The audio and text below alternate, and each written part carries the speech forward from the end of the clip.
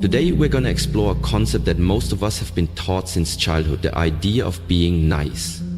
We're told that kindness is a virtue, and in many ways it is. We're raised with the belief that being polite, considerate and selfless makes us good people.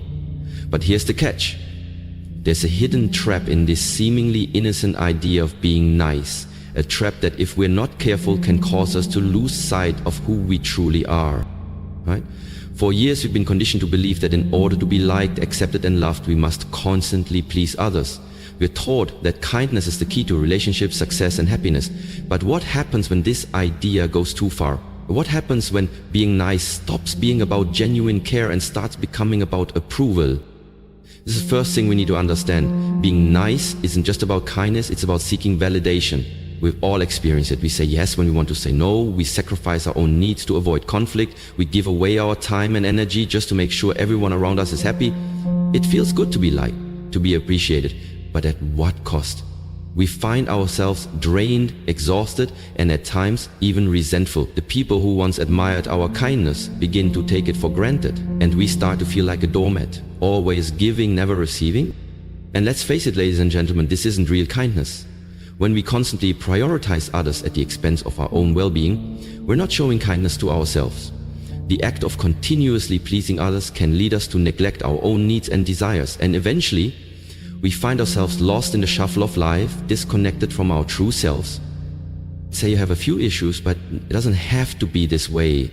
We don't have to keep sacrificing ourselves to fit into the mold of what others expect from us. The truth is, kindness is a beautiful trait, but it must come with boundaries, self-respect, and most importantly, self-love. We need to recognize when we're crossing the line from kindness to self-neglect, and we need to stop apologizing for taking care of ourselves. We don't have to say yes to everything. We don't have to be available all the time. We don't have to lose ourselves in order to gain others' approval. In this conversation, we'll dive deeper into the dynamics of being nice, why it can become a trap, and how we can break free from it to embrace our true selves without apology. The journey to reclaiming your life starts with recognizing the problem. And the problem is not kindness. It's the fear that keeps us trapped in a cycle of constant pleasing and self-sacrifice.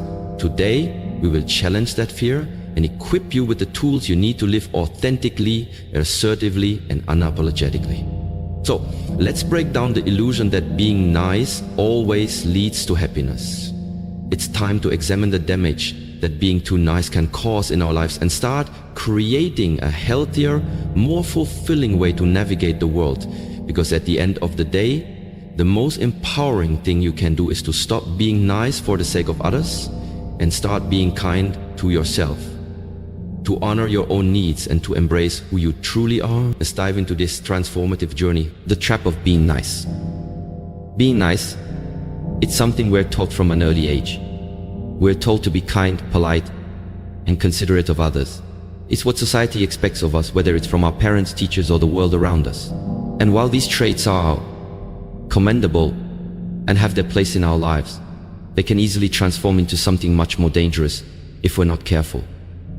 The trap of being nice is that it's not just about kindness, it's about approval. You become conditioned to think that if you're nice enough, people will like you, accept you, and appreciate you. And so, you do everything to please others. You suppress your own needs, wants, and desires in favor of making other people comfortable. You say yes when you really want to say no. You go along with plans that you don't even care about, simply to avoid conflict. You become the person who everyone expects to be there, to give, and to sacrifice. But what cost? The truth is, being nice all the time doesn't make you a better person. It doesn't make you more virtuous, nor does it make you more admirable. It just makes you a doormat. You become someone who allows others to walk all over you because you've been conditioned to put others first, even at the expense of your own happiness and well-being. And let's be honest, when you're constantly pleasing others, when do you ever get to take care of your car? You might think that being nice will build stronger relationships, but the reality is that people who are always nice are often taken for granted. People start to expect your kindness, your time, your energy without ever considering how much you're giving up in the process. When you never assert yourself or set boundaries, people begin to assume you'll always say yes always be there, and always prioritize their needs. Over time, this creates a pattern where you feel unseen and unappreciated. You see, kindness without limits isn't kindness, it's self-neglect. It's you being so afraid of conflict, confrontation, or disappointing others that you lose sight of your own needs. And that's where the trap lies. By always trying to please everyone else, you forget to take care of yourself. You may end up feeling drained, frustrated, or resentful. You might even begin to feel invisible in your own life. But being nice doesn't have to mean abandoning yourself.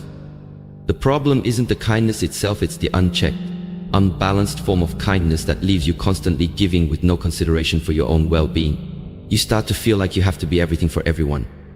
And that's impossible. You can't be all things to all people. And you shouldn't have to be. So ask yourself, is being nice really helping you grow? Or is it holding you back? Are you becoming the best version of yourself? Or are you sacrificing your dreams, your goals, and your happiness just to gain approval from others? The trap of being nice is something that holds you back from living a fulfilling and authentic life. It's time to break free from this cycle, to stop living for everyone else's expectations, and to start living for yourself. Why you need to set boundaries. If you've spent most of your life trying to be the nice person, you may have noticed that over time, your energy is drained, your self-respect fades, and your personal goals get pushed aside. This is because when you constantly focus on others, you forget to prioritize your own needs. You forget that you deserve respect, time, and space, just like everyone else. This is where boundaries come in. Boundaries are not about building walls or being rude. They are about protecting your energy, your time, and your mental health. Setting boundaries means deciding what you're willing to accept from others and what you're not.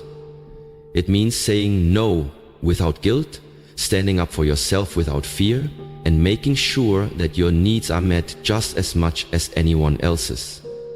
When you fail to set boundaries, you risk losing yourself. It's easy to say yes to everyone and everything, especially when you're trying to be the nice person. But when you do this, you're not being kind to yourself. Instead, you're sacrificing your own well-being for the comfort of others. The problem is, when you don't set boundaries, people can take advantage of you. They can demand your time, energy, and attention without considering your own limits. May even begin to expect you to always be there for them, no matter the cost to you.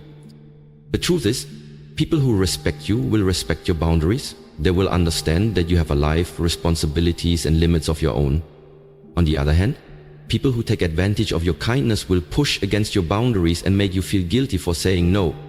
But here's the key. Guilt is not your responsibility, it's theirs.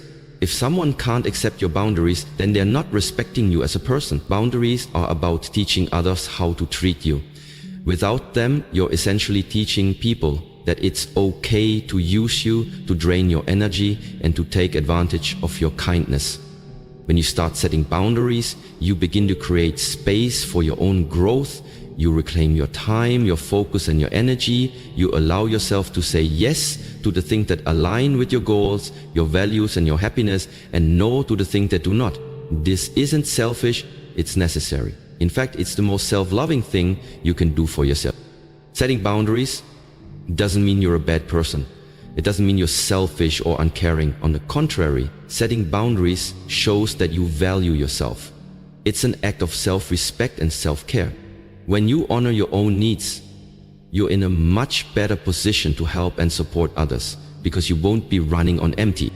Without boundaries, you lose control over your own life. You may find yourself feeling overwhelmed, exhausted, and resentful, but when you establish clear boundaries, you take back control. You start to feel empowered, confident, and at peace with yourself. You learn that it's okay to put yourself first and that true kindness isn't about saying yes to everything. It's about knowing when to say no to protect your well-being. Remember, setting boundaries is not about being mean or rude. It's about respecting yourself enough to take care of your own needs. If you want to stop being the nice person who always says yes, start with setting boundaries. It's the first step toward taking control of your life, reclaiming your energy, and becoming the person you were always meant to be. How to say no without feeling guilty. Saying no can feel like one of the hardest things to do, especially if you've spent most of your life trying to be the nice person who pleases others. The fear of disappointing someone, or worse, being labeled as rude or selfish, can stop you from drawing the line and setting boundaries. But the truth is, saying no is one of the most empowering acts you can do for yourself. You've probably heard the saying, you can't pour from an empty cup, and yet many of us try to do just that. We say yes to things we don't want to do, agree to take on tasks we don't have time for, and give our energy to people who don't appreciate it. This leads to burnout, resentment, and ultimately, a feeling of being trapped. But here's the secret. You don't have to say yes to everything, and you certainly don't have to feel guilty about it. Understanding the root of guilt. The first step in learning how to say no without feeling guilty is understanding where the guilt comes from. Often, guilt arises from a fear of letting others down, or the belief that your worth is tied to how much you do for others. In reality, guilt is often a learned behavior, something that's been ingrained in us over time, especially if we've been conditioned to be the nice person who always says yes. But here's the thing. When you say yes to everyone else, you're essentially saying no to yourself.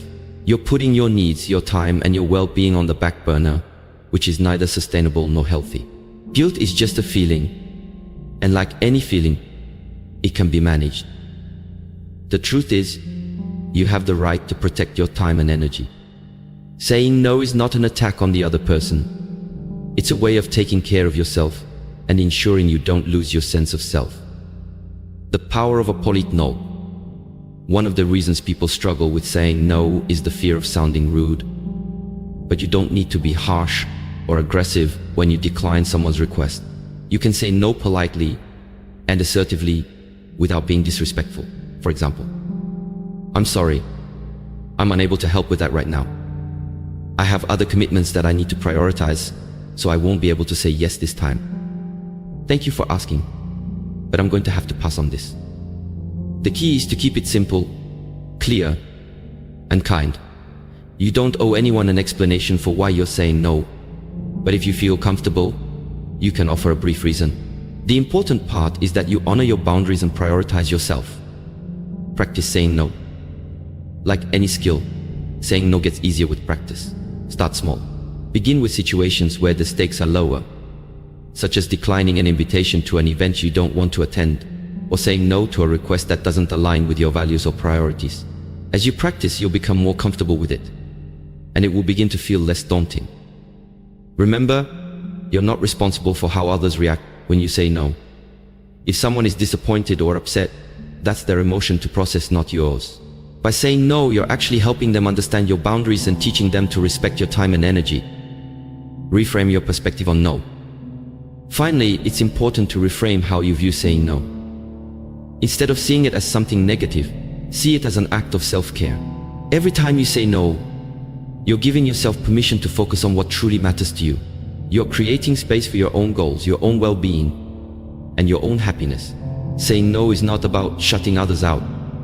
It's about creating balance in your life and ensuring you're not stretched too thin. Saying no is a sign of strength, not weakness. It's a sign that you value yourself enough to put your needs first.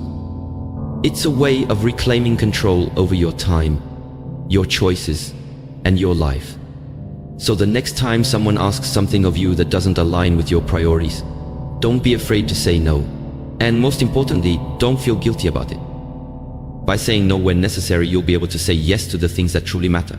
You'll have more energy, more focus, and more peace of mind to devote to the people, projects, and goals that are aligned with your vision for your life. Embrace your true self without apologies. One of the most empowering things you can do in your life is to stop apologizing for who you are. For too long, you may have tried to fit yourself into boxes that society, friends, or family have set for you. You may have bent your own values, altered your beliefs, or dimmed your light just to be liked or accepted. But the truth is, the world needs the real you, not the version you've been pretending to be. You have a unique set of qualities, talents, and experiences that make you you. And the moment you start embracing your true self without apologies is the moment you unlock your fullest potential. Stop seeking validation. In the quest to be the nice person, many of us become trapped in the cycle of seeking external validation. We look for approval from others before we feel worthy or confident enough to pursue our goals. We become afraid of rejection or criticism, which stops us from living authentically. But here's a powerful truth. You are enough, exactly as you are.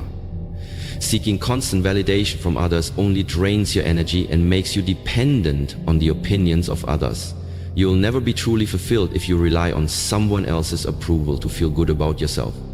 The key to embracing your true self is learning how to validate yourself first. Your worth doesn't come from what others think of you. It comes from your own belief in your value. When you stop waiting for others to give you permission to be yourself, you reclaim your power. You stop compromising your happiness for the sake of approval, and you start living life on your own terms. Embrace your imperfections.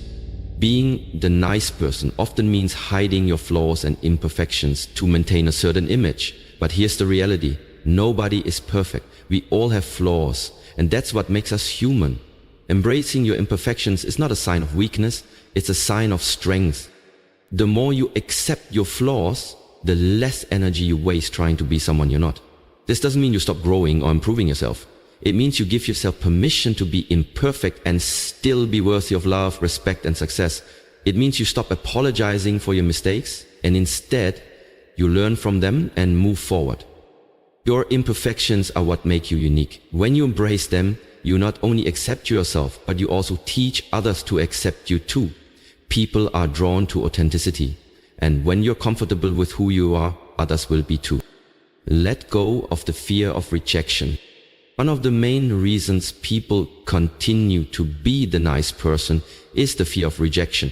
We're afraid that if we stop people pleasing, others will walk away from us, or worse, that they'll think less of us. But the reality is, people who truly value you will love and respect the real you, not the version of yourself that you've been pretending to be.